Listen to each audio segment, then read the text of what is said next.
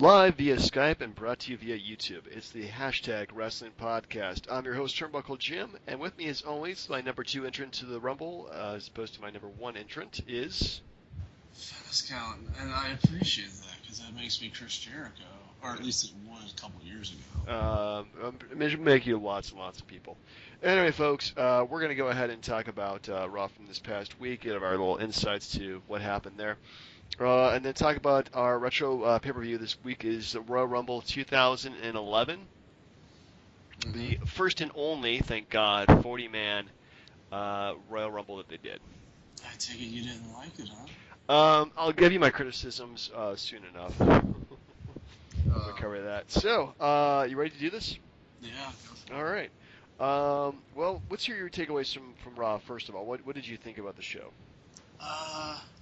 Well, the thing with Dean Ambrose and Sheamus, I thought was pretty good. Yep. And Kevin Owens coming in, and then I know Sheamus was pretty damn bloody, I'll say that much. Which kind of set that weird interview that Ambrose had with Renee Young, but that's neither here nor there. What else? I'm really tired of the whole putting the roster on the stage for what reason? Like, just to point out a couple of guys that they screwed over through the years? Like, yeah, pretty much they point out everybody wants to win the belt, but we don't think it's going to happen. I mean, we know Dolph Ziggler's never going to get the belt again, and yeah, pretty much anybody who's popular is not going to get a shot. What did you think of the main event, the one man versus all? And then it's just one man versus Kevin Owens, which turned into Brock Lesnar versus everybody, just destroying everyone. Yeah, Lesnar just dismantling Kevin Owens didn't really make me feel that great. I'm not gonna lie, he just beat the crap out of him. He beat the crap out of a lot of people. Yeah, but you would think they would protect some people from that. I don't know. Nobody's protected against Brock Lesnar. Well, and that's another point. Why? I don't know that you would want him in the match, because clearly it's not going to be surprise entrant here or there, whoop-de-doo, but if it's anybody but Lesnar and Reigns, it's like an act of God. Like, there's no way. Yeah, we'd be really shocked and surprised if somebody from out of the blue came in and won the match. Like, I think it's going to be a few surprise entrants. Like, I'm like guarantee that Triple H is going to be in there some capacity. But yeah, I really don't see anybody but Roman Reigns or Brock Lesnar walking out with that belt. If Triple H does not become an entrant in the match, he will cost Roman Reigns the title somehow. Well, the next question is how are they going to figure out the number one contender for WrestleMania? If Roman Reigns loses, he's obviously the number one contender. But are they going to do something for Fastlane? Is that what's going to happen? You'd have to think so, whether it's like a tournament or an Elimination Chamber match or something. Yeah, well, they'll have to do something because they do have to do something for Fastlane to make it actually worth watching. Last year was Roman Reigns versus Daniel Bryan for the number one contendership, and which was a good match. I mean, and it was a good way maybe kind of resolving Bryan's history of not having another title shot again. So. Or, what they could do is what they did at 1992 when they had a press conference and they just put 4 people there and then they just yelled, Randy Savage, and then he won Hogan was the number one contender at the press conference, and then Sid Vicious beat him up, whatever. Yeah, that made no sense at all. I don't know what the hell they're going to do. Just do a press conference. Just do it, yeah, why not? So what do you think of Chris Jericho and his last couple weeks out? Irrelevant, really. Yeah, I kind of realized that there's actually 2 different Chris Jerichos. Like, one that we absolutely love to watch, who's fun and entertaining, and there's one who's just really scripted and boring, and that's, I think, the one we've been seeing the last couple of weeks. I don't know who. He seems like somebody that would say Rudy Tooty Booty, though. I don't know. I really doubt that he came up with that line, Rudy Tooty Booty. I think it was more Vince McMahon. Well, to be fair, if you remember, like, his stuff Fandango, and he would just, like, butcher the guy's name 8 Ways from Sunday, like, I think he had something to do with it, but I Yeah, mean, maybe. he brings name value to the event, but other than that, I don't care. I mean, Do you feel like he's gonna stay around for more than like a couple weeks? he'll. I would hope he stays till WrestleMania at least, but Yeah. that's the extent of it. Yeah, we'll have to see. Any other thoughts about the show? Really, I thought it was a really crappy show that they did. They didn't really bring their A game in terms of really anything except for maybe the main event, and that was decent. I like the Sting video package they put together. That was kind of cool. I don't like that he's going in so soon. Well, because the problem is he hasn't won a match.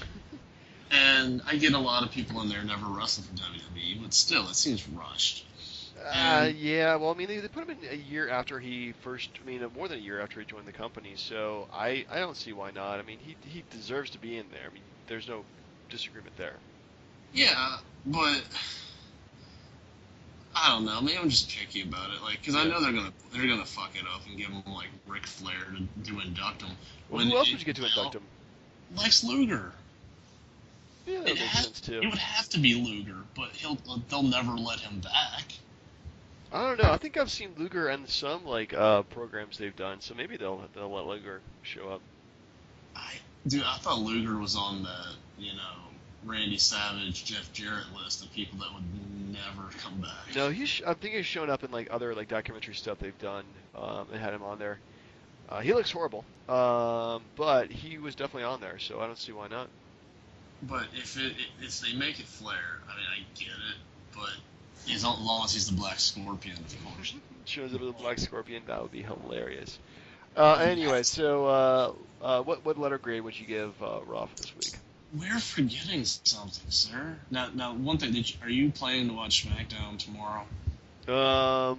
Not really, but unless there's some awesome match. Right. We're missing Alberto Del Rio versus Kalisto. Okay, I forgot about that.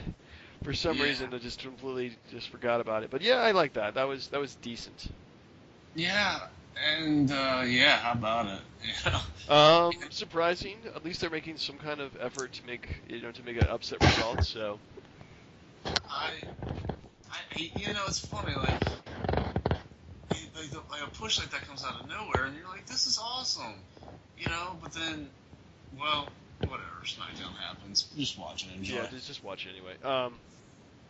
But at least the match was pretty good. I think Kalisto definitely looks better as a singles wrestler than I thought he would be. I thought he would be just, kind of lost out there. But no, he looks pretty good. He makes Rey Mysterio look like Big Show. He does. He's a small dude. He's like close to Hornswoggle size. Oh god, it's so bad. But no, like one thing that really bothered me, and I'm sorry, it's like fucking Roman Reigns. Like he no-sold the shit out of all those moves that were done to him, and especially when Lesnar comes in and starts whooping ass. Yeah. And then he starts like smiling back from the ring. I'm like, dude, you should be knocked the fuck out. Like quit making him. This push makes Cena's push look like nothing. True. It's absolutely ridiculous. Like besides Lesnar, is there anyone on the roster you could take seriously that could beat Roman Reigns right now? Seriously, like in a regular match, no. Yeah. See, so what good is this done? I don't know. Maybe there's a guy in the waiting. I mean, I don't think any of those Bullet Club guys are gonna do it. I don't know. They're all pretty undersized, but I don't know. I'm intrigued with what they do at Bullet Club. Speaking of which, NXT is tonight. Thank goodness. I've been missing some NXT. We'll be quick then. But no, yeah. I know. Okay, so I'm kind of watching this as we go a little bit because went back and watched the tag team stuff. Right. I'm still pissed. Like Usos had no business winning tag team of the year. No, they were barely in the scene. Yeah, that's. Oh, and now Jericho's destroying the trombone. Yeah, I saw that. Did you see the wanted poster? Yeah, that was kind of funny. Yeah. Yeah, it sucks. As far as the show goes, I haven't. Besides the annoying crap at the beginning and the Stephanie McMahon jig, I don't. This show sucked. Agreed. I'm gonna give it a solid D+.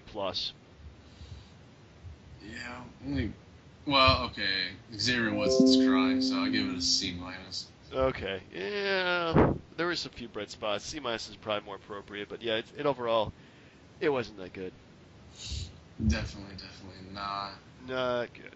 Anyway, moving on to well, I guess maybe not good. I don't know. Depends what you think in our discussion. The Royal Rumble 2011. That was 5 years ago, if you believe that. No, I don't believe No, of course not. We're not that old. Um, so we're coming to you from it. Boston. Boston, Massachusetts. Attendance of 15,113 people. The TD Garden for the Royal Rumble match, a Royal Rumble. We only have there's 4 matches this entire thing, and I skipped the Divas match because Divas. Yeah. So we'll start out with your boy Edge. Defeated Dolph Ziggler with Vicky Guerrero. Yeah, that was. It's just like if you're, I don't know. This is like the first year of, or I think of like 2 years or 2 or 3 years in a row where like Ziggler would get Royal Rumble title matches, and the dude's good, but Vicky was so damn annoying. And I'm trying to piece the timeline together because I think like she stripped him of the belt and gave it to Ziggler, and then Edge won it back from Ziggler the same night. It must have happened because Edge is going to retire within 3 or 4 months at this point. I think it was right after this, but even still, so the whole point was that Edge's spear was banned from the match, and then he beats Ziggler with the spear. Yeah, after doing a Unprettier, so. Well, yeah. I mean, it wasn't his best match, but it was getting close to the end. Yeah, I thought it was pretty good. It's probably the best match of this entire night. I liked it. Dolph Ziggler works good with Edge, and it's kind of sad that he doesn't get more shots, especially recently, for the title. So I guess having only one title now, this really kind of limits what shots people are going to get in terms of being on the card. True, but I don't know. I just didn't. I did not care for the storyline, the vengeful ex-wife or whatever. Yeah, I don't really care for Vicky Guerrero. Well, at all. I mean, she's just annoying. The only reason she has a job is because she was married to Eddie Guerrero. But she's not even working there anymore. I know. She left. She moved on. So, but she was there for quite a while, though. I mean, she was there for like 8, 9 years or something like that.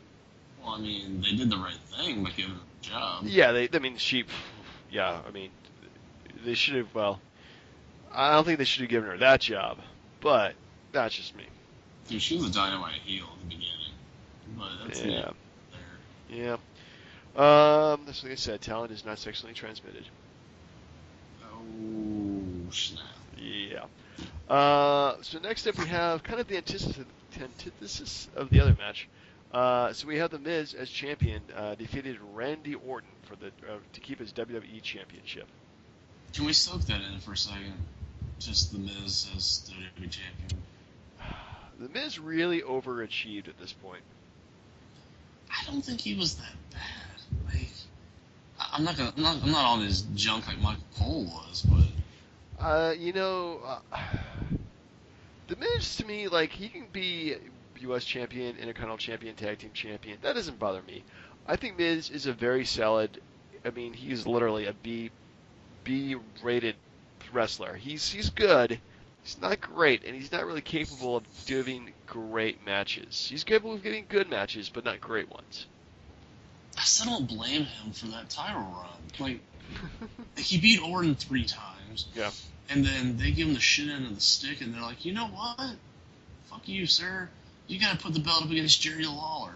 Like, who wins when that's what you get? Like, no. Like, it was horrible booking on their part. Like, it made the Jericho's run look great. It made Rey Mysterio's run look fantastic. I don't blame The Miz for what they did to him. Yeah. But he still beat Cena at WrestleMania. So. True. But then he loses to Cena at Extreme Rules. Then actually, this is year of the Punk, where Punk wins. He won at Money in the Bank, and then beat John Cena. Then lost to Alberto Del Rio, and then He beat Del Rio Survivor Series. beat Del Rio in Survivor Series, and then had it for 434 days. There you go, sir. So at least the year ended well.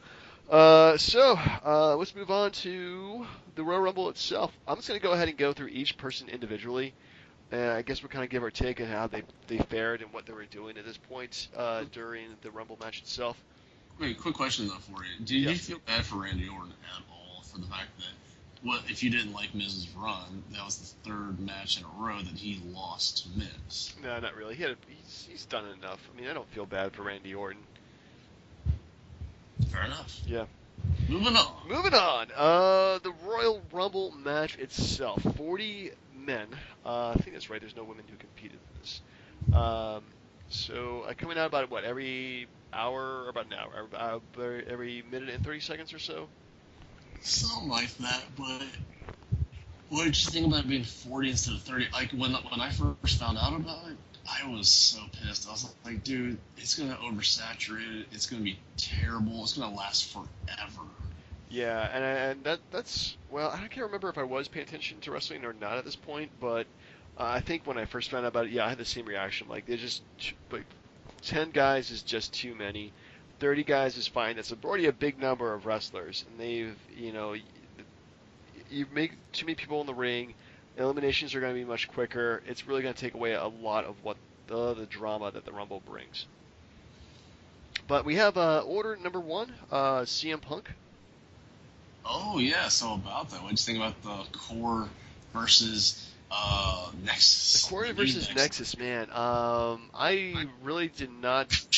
I think I was paying attention at that, a little bit at that point, but man, not. I think the original Nexus was pretty cool. The Core just seemed like they were just like the runner-ups. I was kind of interested. Well, I mean, I can't remember like watching Husky Harris. Of course now Bray Wyatt, but man, like Bray had lost some freaking weight. Dude, yeah, those man boobs are horrible. Yeah, it was pretty ugly. I mean, it's just like he must have lost at least 50 pounds because he looks so much smaller, even though he's still a pretty big dude. Now, if you remember his debut as Bray, they kept yelling Husky Harris. They did, but man, nobody's cheering to that anymore. No, but as far as that goes, so CM Punk was injured, and then he was on the Raw announce team for a little while. Yeah. And then he came back, and he took over Nexus, and he went like crazy about it, and they did all this whole initiation thing. So, like, that's how the Core happened, because they split, jumped to SmackDown. They were some collective unit, yada, yada crap.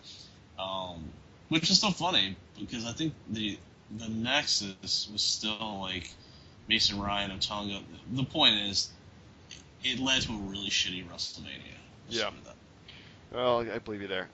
So we have CM Punk to start out. Number 2 is Daniel Bryan. Yeah, dude, he looks so freaking weird like that. Yeah, clean shaven and like short hair. It looks really weird. But I do like that one comment. They're saying like, these two guys versus each other. The internet must be exploding right now. All the internet fans are going crazy. Oh yeah, and then Michael Cole turned his little shit stick into the whole thing. Yeah, that was one thing I hated about this was like Michael Cole versus Jared the King Lawler, the announcers versus each other is just so bad. Like both these guys just sounded terrible. Did not like that at all. Thought it was horrible. Well, it was setting up for the WrestleMania match, but holy crap! Like, it got to a point where it takes away from the matches because it's just two guys bickering. It was really distracting. Yeah, it was really distracting. Did not like that at all. Anyway, so we've got like 38 other guys. We got to go through all this stuff. Yeah, I know. All right. Next one. Next person. Justin Gabriel. Yeah. Which member of SmackDown at the time? Yeah, he was part of that Core. Yeah. And he's also part of the Future Endeavored squad now. Yeah. Actually, he's gone from the WWE now. Yeah, that's crazy. I know. Next up, Zack Ryder. Yeah, that was uneventful. Next, William Regal, and I think it's his last Rumble, right? Yeah. It's a little boring, but it is what it is. Next up, Ted DiBiase Jr. It's weird. Like you remember his entrance? He came out with Maurice, and you're like, "Wow, she looks good." Yeah. And he had an entrance of new music, which I didn't know. And then they're like, "Why are they still together?" She looks great, but she's all married to The Miz. Miz, no, yeah, I forgot about that. Next up, everybody's hot throb, John Morrison. Okay, one last question. Sorry. What did Miz do better? Did he overachieve winning the title or getting Maurice? Which one was the bigger? Ooh, Which one was man. harder? Yeah. Which was the biggest overachievement? I go with Maurice. I'm gonna say marrying Maurice is definitely a huge overachievement. He should not be married to somebody of her quality. I mean, she's a solid A plus. He's more like a B minus. Well, considering I supported his title run, I absolutely agree with you.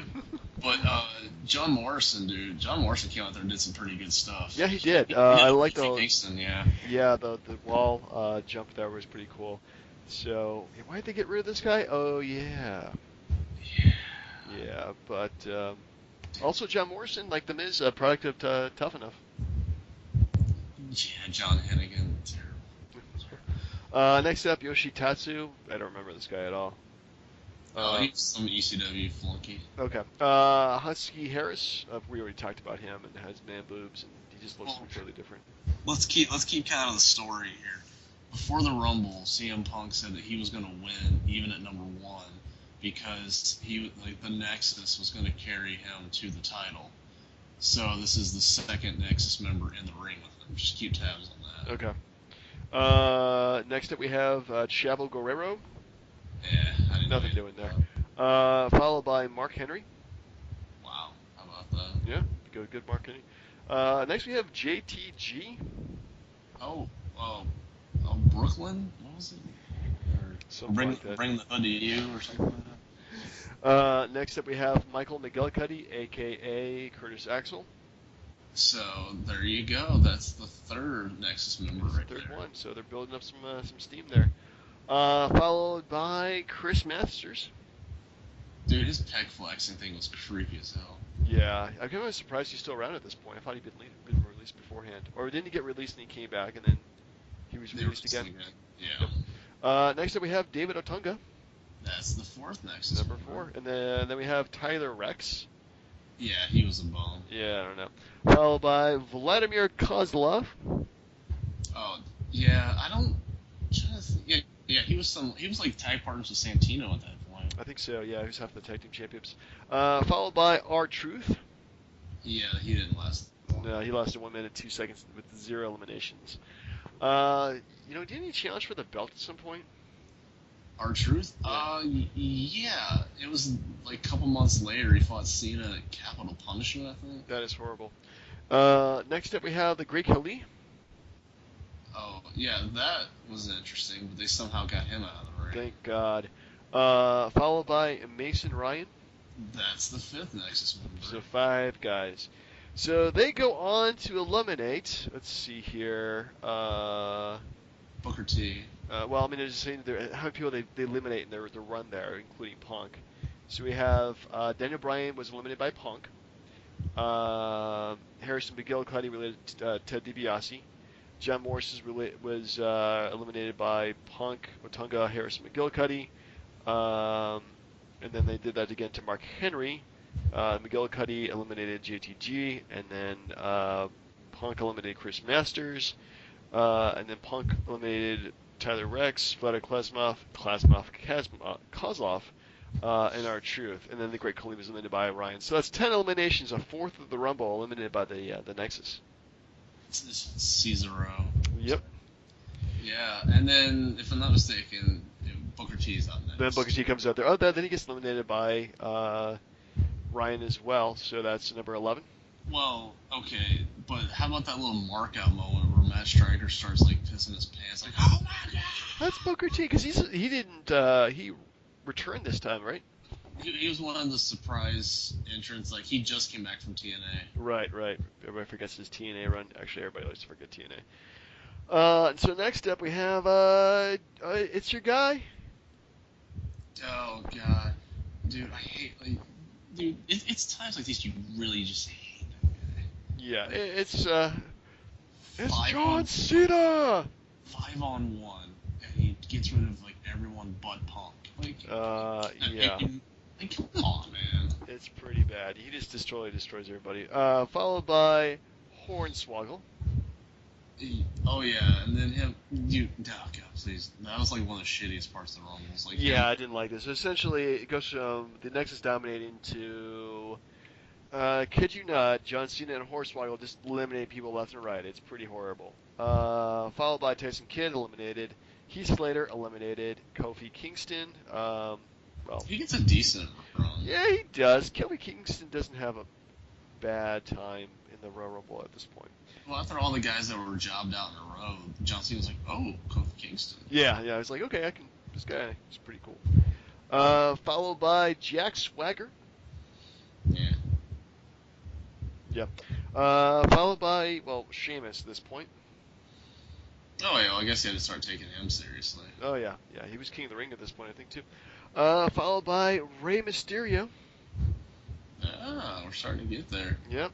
Number 30 is Wade Barrett. Oh, and then history, as Michael Cole says, the first number 31 in history. Dolph Ziggler. Dolph Ziggler. Oh, man. Followed by, another surprise, Diesel. Well, it's just because they kept hyping it up that he was gonna be there. But if you saw his like old TNA stuff before that, with like he had like the white curly like oh god, what was it? Not the what was the stupid mullet? There it is. Yeah. He had like a weird mullet. He looked old as shit. And then he comes back, gets the hair dye, and he's Diesel again. Now, I still thought it was funny because no matter how big he was, Big Show walks right by him, and he's like, dude, like he looks like a midget compared to Big Show. He does look pretty small compared to him. And then he only lasts like a minute and a half. Yeah, 2 minutes and 45 seconds eliminated by Wade Barrett with 0 eliminations. Yeah, but he still comes in and like kicks a couple of people around and all that. Yeah, I mean, everybody. I mean, essentially the whole thing is you jump in the ring, you kick a couple people around a little bit, and then you get sent home. So nothing doing there. Next up, Drew McIntyre. Yeah. Followed by Alex Riley. Oh god. Now there's where the annoying Michael Cole commentary comes in. Yeah. It's an A-bomb from A-Rod. Blah, blah, blah, blah, blah, blah. And that's when the Miz comes out there too. Yeah, Miz comes out there too with Alex Riley. So yeah, Alex Riley, I definitely like him a lot better after this. You mean when he got injured and never wrestled again? We saw him wrestle a match against Tyson Kidd. Yeah, but where's he been since then? Sure, I think he's been on the shelf again. Follow up by the Big Show. Oh, there you go. Yep. Followed up by Ezekiel Jackson. Oh yeah. I completely forget about that guy. He was like the last ECW champion and all that jazz. He was, yeah. Followed up by Santino Marella. Oh yeah, he gets knocked out of there pretty quick, but he doesn't get eliminated. Actually, he lasts pretty long in this one. He lasts like 12 minutes and 54 seconds. Yeah, but how much of that was in the ring? Oh yeah, that's true. He disappears for a while. Mm-hmm. Last man eliminated too. Number 38 is your eventual winner, Alberto Del Rio. I feel like we're skipping somebody. No. No. Okay, 39 was Randy Orton. Right, number 39 is Randy Orton. And number 40 is... Oh, crap. No, it was...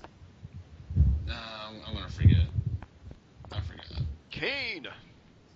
Oh yeah, because he's in every Royal Rumble. He's been in every Royal Rumble. Oh my goodness, that guy's career is just insane. He's literally been in every one of them since '96. He was in 90. He was not in it in '97. Actually, no, he was in it as Fake Diesel. Yeah, when he was in it as Isaac. But he wasn't in it in '98 though. Well, he appeared in it. He appeared in it, but he wasn't actually in the Rumble itself. And then afterwards, he started showing up at the Rumble. Yeah. And I think it, the final four. I think it was like wasn't it Sheamus, Cena. Well, technically, the final four is Santino. Well, yeah, Santino and then Alberto Del Rio. Yeah. Let's see here. Order eliminated. Orton, Barrett, Cena, and Alberto Del Rio. No, Cena was eliminated because of interference by the Miz. Right. He was eliminated by the Miz. The refs didn't see it though. Yeah, and then Cena goes back, starts bitching out Michael Cole, and then he goes to chase after, the Miz. it was Del Rio thinks he won. Santino comes in, almost eliminates him. Del Rio's like, "What's wrong with you, man? Get out of here." Just dispatches quickly of Santino. Thank God. Thank goodness, yeah. So, well, actually, I really don't care for either one of these guys at this point, so I really didn't like seeing Alberto Del Rio winning it, but I think they're trying to build up new stars anyway. So, overall rating, how would you grade the pay-per-view? I give it a B. Again, I wasn't overly impressed with the Rumble, but it wasn't as bad as I thought it would be. But they never, ever, ever need to do 40 again. And No, they never did it again. I think for good reason. I mean, 40 men is pretty bloated. There was I could easily cut off 10 guys in this entire match, like just really quickly. I mean, let's see, guys you did not need in this match. Let's see here. Well, maybe he's not Ezekiel Jackson, but Drew McIntyre, Alex Riley, Hornswoggle, Heath Slater, Tyson Kidd, Great Khali, R-Truth, Tyler Rex, where the hell that guy is, Chris Masters, JTG, Yoshitatsu. There you see, you already got it. Yeah, so, I mean, Chavo Guerrero, William Regal, Zack Ryder, and Justin Gabriel. All those guys could have been cut, and we would still have, I mean, there was still plenty of good wrestlers in there. So, yeah, I mean, it did feel like there were just too many damn guys in that match. So, not digging the whole 40-man thing. For me, I was just like, why not just make it 60 and put them in 2 rings? Or 3 rings and then go, Yeti! Like, just come on. Like, Yeti! Yeah, at least it wasn't as big of a cluster F as the World War III matches are. Yeah, and as far as Del Rio goes, like, I was a huge fan of his, still am, but I just didn't. I thought his push was a little fast, and that's why having 2 belts is okay because you can get away with it. Yeah, you can get away with having one person have a fast push, but in winning, I mean, to you, which one was the bigger title, the WWE belt or the World Heavyweight title? It was always the Well, no, shit. I would think it'd be the WWE title, but it fluctuated like so many times. But I think once John Cena went to Raw and was the WWE champion and Batista was the World Heavyweight champion, I think I think at that point they pretty much solidified that was the bigger belt. Well, no, it was whatever belt was on Raw, because even when Triple H was the world champ, right, that was the bigger belt. Okay. Than, like JBL. Right. Okay. I see it. I see it there. So, but yeah, I think a big rating is pretty much the best rating you can go with this. I mean, it wasn't terrible, but it just was. It felt a little underwhelming. I will say this much: I would give it an A if it wasn't for Michael Cole and Jerry Lawler. Yeah, those guys were really, really distracting. So good to watch this on mute. Yeah, and I'm trying to remember, because honestly, I didn't go back and watch it because I saw it so stinking much when I was in Afghanistan. I had nothing to do. Sadly, that was my life for a little while. Wow. Like, I forgot if Michael Cole was in the Fortress of Colitude or whatever that crap was. Oh my goodness. The bad gimmick that kept on giving. That's pretty much what it was. Anyway, so we may have time for next week to do another Retro Rumble. Is there one that you would like to do?